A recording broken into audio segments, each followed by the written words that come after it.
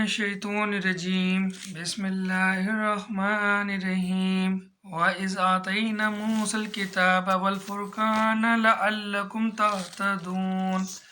और हमने हज़रत मूसा अलैहिस्सलाम को तुम्हारी हिदायत के लिए किताब और मोज़े अता फरमाए।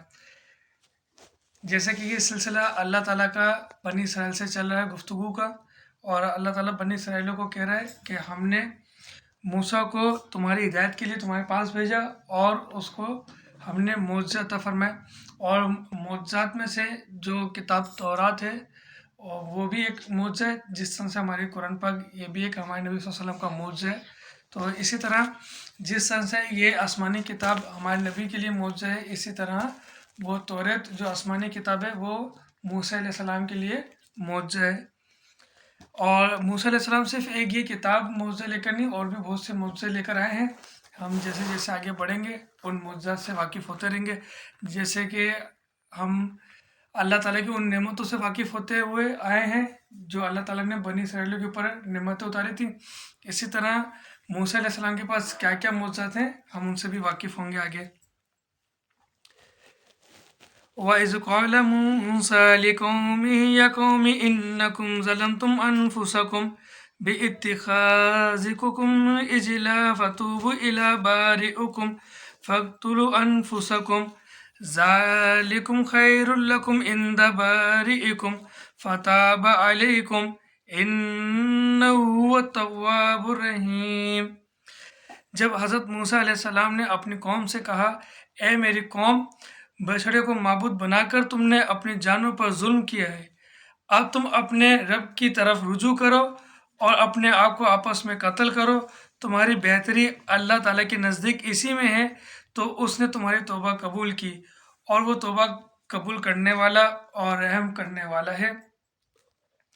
इस आयत में मफ़हूम यह है कि अल्लाह ताला बनी इसराइलियों को कह रहा है कि जब मूसा ने तुमसे कहा, जब मूसा अलैहिस्सलाम 40 रातों के लिए कोहे तूर पर चले गए थे और जब वहाँ से वापस आए तो उन्होंने देखा कि उनकी कौम जो है एक बछड़े को माबूद बनाकर उसकी इबादत कर रही है। तो मूसा अलैहिस्सलाम ने अपनी कौम से कहा कि तुम लोगों ने ये क्या सितम ढाया अपने ऊपर, ये क्या गज़बनाक हरकत की है कि तुमने एक बछड़े को माबूद बनाकर उसकी इबादत शुरू कर दी। अब तुम ऐसा करो कि अपने रब की तरफ रुजू करो, उससे माफ़ी मांगो, उससे तौबा करो और अपने आप को कत्ल करो। मतलब अपने आप को कत्ल करने से मतलब अपने नफ्स को मारो, अपने नफ्स की ख्वाहिशात को कुचलो और अल्लाह ताला से तौबा करो।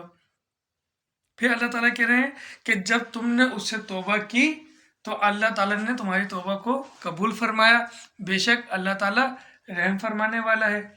और अब आप ये देखो कि जब अल्लाह ताला ऐसे लोगों की तौबा को कबूल कर रहा है जिन्होंने इतने एलानिया तौर पर खुलेआम एक बछड़े को माबूद बनाकर उसकी इबादत करना शुरू कर दी, और वो इसमें इतने मुब्तला हो गए थे कि कोई एक भी ये समझने वाला ही नहीं था कि हम जो ये हरकत कर रहे हैं ये गलत है, हमें ऐसा नहीं करना चाहिए, सिवाय मूसा अलैहिस्सलाम के भाई और उनके वालदा के और उनमें उनकी बहन मरियम के भी। यानी कि ये समझ लो मुख्तसरन कि हज़रत मूसा अलैहिस्सलाम का घराना, सिर्फ एक वो घराना था उस बनी इसराइल में कि जो गुनाह को गुनाह समझता था, लेकिन वो इतने कमज़ोर थे कि वो पूरे बनी इसराइल को नहीं रोक सकते थे, उनका मुकाबला नहीं कर सकते थे। तो जब अल्लाह ताला ने उनकी तौबा कबूल की, जब उन्होंने सच्चे दिल से तौबा की है, तो हम इतने बड़े एलानिया तौर पर गुनाह में मुब्तला नहीं है। अगर हमसे गुनाह सरज़द हो जाता है तो हम अपने रब को जब तौबा के लिए पुकारेंगे तो यकीनन वो हमारी तौबा को कबूल करेगा। इस आयत से हमें ये समझ लेना चाहिए कि हमारा रब इतना गफूर रहीम है कि जब हम उसको तौबा के लिए पुकारें तो वो हमारी तौबा ज़रूर कबूल करता है। बस शर्त यह है कि उसकी तरफ कदम उठाया जाए, उसकी तरफ लपका जाए। अल्लाह ताला कहते हैं कोई एक कदम मेरी तरफ आता है तो मैं 10 कदम उसकी तरफ बढ़ता हूँ। لیکن کوئی معافی مانگنے والا تو ہو، کوئی توبہ کرنے والا تو ہو سچے دل سے. بس ہم میں یہ خرابی ہے کہ ہم جب گناہ کر جاتے ہیں تو اپنے رب سے معافی نہیں مانگتے، اور اگر ہمیں توبہ کرنے کی توفیق ملتی ہے تو ہم اپنی اس توبہ پر مستحکم نہیں رہ پاتے. یعنی کہ توبہ کرتے ہیں پھر گناہ کر لیتے ہیں وہی، پھر توبہ کرتے ہیں پھر گناہ کر لیتے ہیں وہی. لیکن اللہ تعالیٰ اس سے بھی زیادہ غفور رحیم ہے. جتنی ہم غلطیاں کر کے اس سے توبہ کرتے ہیں نا، وہ اس سے کئی زیادہ غفور رحیم ہے. اللہ تعالیٰ کہتے ہیں تم معافی مانگو گناہ کر کے، میں پھر معاف کروں گا. تم گناہ کر کے پھر معافی مانگو، میں پھر معاف کروں گا. بس صرف مجھے یاد کرو اور مجھے سے ڈرو اور صرف میری عبادت کرو. اللہ تعالیٰ کی ذات میں کسی کو شریک نہ ٹھہراؤ بس. اور تم اسے بھی یاد کرو جب حضرت موسیٰ علیہ السلام سے کہا تھا کہ جب تک ہم اپنے رب کو سامنے نہ دیکھ لیں ہرگز ایمان نہ لائیں گے. جس گستاخی کی سزا تم پر تمہارے دیکھتے ہوئے بجلی گری. یعنی کہ اللہ تعالیٰ کہہ رہے ہیں بنی اسرائیلیوں سے کہ اس وقت کو بھی یاد کرو کہ جب تم نے موسیٰ علیہ السلام سے کہا تھا کہ ہم ایسے ایمان نہیں لے کر آئیں گے تمہارے اوپر کہ جو تم کہہ رہے ہو کہ ایک خدا اور ایک خدا کی عبادت کرو، تو ہم ایسے ایمان نہیں لے کر آئیں گے جب تک ہم اپنے خدا کو اپنے سامنے نہ دیکھ لیں. تو اللہ تعالیٰ نے نا ان کے اوپر یہ غصے کا ظاہر کر کے کیا کیا، ایک بہت زوردار بجلی کڑکی تھی، بہت زوردار بجلی. اس کے بعد کیا ہوا جب بجلی گری ان کے اوپر، لیکن پھر اس لیے کہ تم شکر گزاری کرو اس موت کے بعد بھی ہم نے تمہیں زندہ کیا. جب وہ ان کے اوپر بجلی گری تو وہ موت کے منہ میں چلے گئے، مر گئے اس بجلی کی کڑک سے. بعض علماء کہتے ہیں کہ وہ صرف بیہوش ہوئے تھے اور بعض کے نزدیک وہ مر چکے تھے. اللہ تعالیٰ یہاں پر بتا رہے ہیں صاف واضح کہ ہم نے تمہیں اس موت کے بعد، یعنی کہ جو بجلی چمکی پھر تمہیں جو موت آ گئی تھی، اس موت کے بعد تمہیں دوبارہ اس لیے زندگی دی تاکہ تم شکر گزار بنو. اور تم دیکھ رہے ہو کہ موسیٰ اپنی بات پر حق ہے، سچ ہے. تو یہ بجلی کی چمک سے ان کی موت ہوئی ہے اور پھر اللہ تعالیٰ نے ان کو دوبارہ زندہ کیا. اور ہم نے تم پر بادل کا سایہ کیا اور تم پر من و سلوہ اتارا اور کہہ دیا کہ ہماری دی ہوئی پاکیزہ چیزیں کھاؤ، اور انہوں نے ہم پر ظلم نہیں کیا، البتہ وہ خود اپنی جانوں پر ظلم کرتے تھے. یہاں پر اللہ تعالیٰ نے بنی اسرائیلیوں سے مخاطب ہوتے ہوتے ایک دم ہمارے نبی صلی اللہ علیہ وسلم کی طرف مخاطب ہو گئے. وہ کیسے؟ اللہ تعالیٰ نے کہا کہ وہ بنی اسرائیلیوں کو یاد دلا رہا ہے کہ یاد کرو جب ہم نے تمہارے اوپر ایک سایہ دار بادل کر دیا تھا جس کی وجہ سے بارش ہوئی تھی اور رحمت والی بارش ہوئی تھی. پھر اس کے بعد اس بارش کے بعد من و سلوہ اتارا. اب وہ من و سلوہ کیا چیز ہے؟ یہ من و سلوہ وہ ہے کہ سرخ رنگ کا آسمان سے ایک دسترخوان اترا تھا جس پر جنت کے کھانے تھے، اور وہ ایسا کھانا تھا کہ پوری بنی اسرائیل کی قوموں نے خوب رج کر کھایا، پیٹ بھر کر کھایا، اور وہ کھانا پھر بھی اپنی جگہ پر باقی رہا اور وہ کھانا ختم نہیں ہو رہا تھا، اور اس کا ذائقہ اس دنیا کے ذائقے سے مختلف تھا. اور اس میں جو عمدہ ڈش تھی اس دسترخوان پر وہ مچھلی تھی، اور وہ مچھلی لوگوں نے بہت شوق سے کھائی اور وہ یہ کہتے تھے ساتھ میں کہ اس کا ذائقہ بالکل مختلف ہے، اس دنیا کا جیسا ذائقہ نہیں ہے. اور کیسے ہوتا ہے اس ذائقہ دنیا جیسا؟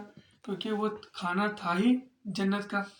اور بعض علماء کے نزدیک یہ ہے کہ ہم جو یہ ثابت دانہ کھاتے ہیں یہ من و سلوہ کا ہی وہ کچھ گرا ہوا دسترخوان پر سے جھڑا ہوا ہے جو ہم اپنا کھانے کھاتے وقت پلیٹ میں سے جو چن کے نکال دیتے نا پلیٹ میں سے، یہ وہ ثابت دانہ یہ اسی من و سلوہ کا حصہ ہے، یہ ثابت دانہ. پھر اللہ تعالیٰ نے کہا کہ ہماری یہ دی ہوئی پاکی چیزیں کھاؤ جو زمین پہ اللہ تعالیٰ نے اس بارش کے ذریعے سے اگائی. اور وہ کیا کیا چیزیں اگائی ہیں یہ آگے تذکرہ آ رہا ہے اس کا بھی کہ وہ کیا کیا چیزیں اگی تھیں اس بارش سے اور ان کے دعویٰ کرنے سے، ان کے طلب کرنے سے بنی اسرائیل کے کہ ہم تو یہاں پر بھوک و مفلسی سے مرے جا رہے ہیں، ہمارے پاس تو کھانے پینے کے لیے کچھ نہیں ہے، تو اے موسیٰ اپنے رب سے دعا کرو کہ ہمارے لیے کچھ کرے۔ تو پھر اللہ تعالیٰ نے وہ زمین پر ترکاری، یہ سبزی وغیرہ، پیاز وغیرہ اگائی، تو جس کی وجہ سے پھر وہ بنی اسرائیل نے اپنی بھوک کو مٹایا۔ پھر جب اللہ تعالیٰ نے یہ کہا کہ اب ان پاکیزہ چیزوں کو کھاؤ، تو پھر یہاں سے اللہ تعالیٰ نے اپنے نبی سے مخاطب ہو گئے بنی اسرائیل کو چھوڑ کر کہ انہوں نے جو ظلم کیا نا وہ ہم پر نہیں کیا بلکہ خود اپنے اوپر کیا۔ وہ ظلم کیا کیا؟ تفصیلی بیان یہ ہے کہ جب اللہ تعالیٰ نے اتنی نعمتیں دے دی ان کو کہ فرعون سے بھی نجات دی، دریا نیل کو چیر کے ان میں سے باہر ان کو سکون سے اس کو پار کروایا، بنا کسی تکلیف کے، بنا کسی خوف کے، اور پھر ان کو من و سلوہ جیسا دسترخوان اتار کے دیا، اور پھر بھی یہ اللہ تعالیٰ کے نا شکر گزار بندے بنے رہے۔ تو اس کا مطلب یہ نہیں کہ یہ سمجھیں کہ ہم نے اللہ پر ظلم کیا، بلکہ خود اپنے پر ظلم کیا۔ اور ہم نے تم سے کہا کہ اس بستی میں جاؤ اور جو کچھ جہاں کہیں سے چاہو کھاؤ پیو، اور دروازے میں سجدہ کرتے ہوئے گزرو، اور زبان سے ہلا کہو ہم تمہاری خطائیں معاف فرما دیں گے اور نیکی کرنے والوں کو اور زیادہ دیں گے۔ اللہ تعالیٰ نے جب اس فرعون سے نجات دلوائی نا، تو دریا نیل تو پار کر لیا، اب جگہ کہاں جائیں دریا نیل کو پار کر کے؟ تو اللہ تعالیٰ نے پھر ایک بستی خود ہی دکھائی بنی اسرائیل کو نا، موسیٰ علیہ السلام کو۔ تو اللہ تعالیٰ نے ان کا رخ ایسی بستی کی طرف کر دیا جہاں اللہ تعالیٰ نے بنی اسرائیل کے لیے پہلے سے ان کے کھانے پینے کے انتظامات کر کے رکھے ہوتے۔ تو اللہ تعالیٰ نے اس بستی کی طرف ان کو کر کے اور پھر کہا کہ یہاں پر جو بھی چیزیں تمہارے لیے اگائی ہیں، جو بھی چیزیں ہیں، یہاں سے خوب کھاؤ پیو، لیکن جب اس بستی کے دروازے سے گزرو تو سجدہ کرتے ہوئے گزرو، یعنی کہ نماز پڑھتے ہوئے شکرانے کی نفل ادا کرتے ہوئے گزرو، اور اپنی زبان سے استغفار کرتے ہوئے گزرو تاکہ اللہ تعالیٰ تمہارے گناہوں کو معاف کرے۔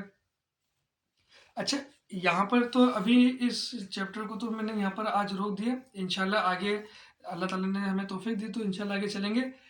ایک بات میں ادھر بتانا چاہوں گا کہ جو آپ بار بار سن رہے ہیں کہ اور اس وقت کو یاد کرو، اور اس وقت کو یاد کرو، بنی اسرائیل سے مخاطب کر کے اللہ تعالیٰ جو کہہ رہے ہیں، تو آپ کے ذہن میں ایسا نہیں آ رہا کہ موسیٰ علیہ السلام کا دور اور نبی صلی اللہ علیہ وسلم کے دور میں جو یہ لوگ ہیں یہودی بنی اسرائیلی، یہ 4000 سال کا دورانیہ ہے ہماری، کیونکہ یہ کلام پاک ہمارے نبی صلی اللہ علیہ وسلم پر اتر رہا ہے، اور اللہ تعالیٰ جو بنی اسرائیل سے جو مخاطب ہے وہ ہمارے نبی صلی اللہ علیہ وسلم پر اس قرآن کو نازل کرتے ہوئے مخاطب ہے۔ تو جو اللہ تعالیٰ بنی اسرائیل کو کہہ رہا ہے کہ یاد کرو اس وقت کو، تو کیا 4000 سال پہلے وہ یہودی تھے، یہی وہ بنی اسرائیلی تھے؟ تو اللہ تعالیٰ وہ کیسے کہہ رہا ہے کہ یاد کرو تم اس وقت کو اور یاد کرو اس بات کو؟ تو یہ سوال پیدا ہوا ذہن میں کہ یہ کیا چیز ہے کہ 4000 سال کا دورانیہ ہے ہمارے نبی صلی اللہ علیہ وسلم کا، موسیٰ علیہ السلام کا، اور پھر اللہ تعالیٰ بنی اسرائیل سے مخاطب ہو کر کہہ رہا ہے کہ یاد کرو اس وقت کو، تو وہ کیسے یاد کریں گے؟ یہ تو 4000 سال کا وقت ہے پرانا۔ کچھ سمجھ میں آیا اس کے بارے میں؟ کچھ سوال پیدا ہوا؟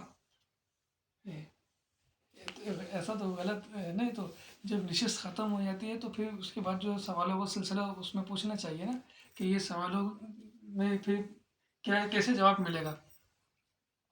تو یہ سوال جو ہے وہ یہ ہے کہ جو بنی اسرائیلی جو تھے نا، جن کو اللہ تعالیٰ مخاطب کر رہا ہے، وہ یاد کرو اس وقت کو، وہ ساری باتیں ان کی وہ کتاب میں محفوظ ہیں جس کو وہ پڑھتے ہوئے آ رہے ہیں، اس کتاب میں وہ ساری باتیں محفوظ ہیں جو ان کے علماء کرام روزانہ پڑھتے ہیں اور اپنے لوگوں کو بتاتے ہیں کہ ایسا ایسا واقعہ پیش آیا تھا جو اللہ تعالیٰ نے موسیٰ علیہ السلام سے لکھوایا تھا۔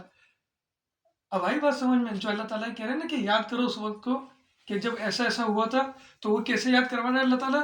جو انہوں نے اپنی کتاب میں لکھا ہوا ہے، توریت میں، زبور میں اور انجیل میں، اس کتاب میں جو لکھا وہ روزانہ پڑھتے تو ہیں۔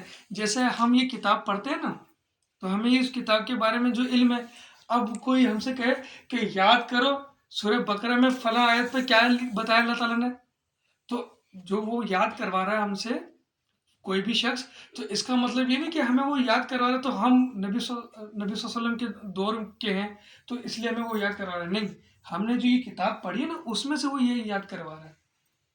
ایسے اللہ تعالیٰ نے ہم سے یہ مخاطب ہو کر بتایا ہے کہ جو وہ کتاب جو پڑھتے تھے اس میں سے وہ یاد کرو وہ باتوں کو جو تم اب بھولے بیٹھے ہو، ٹھیک ہے؟